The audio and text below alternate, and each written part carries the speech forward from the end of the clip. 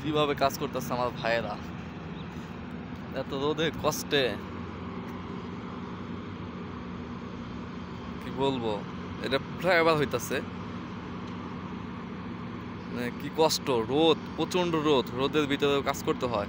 এটাই প্রবাস ভাই। টাকা যে 2 টাকা টাকা কামায় মানুষ, কিভাবে কামায় একমাত্র সে বোঝে।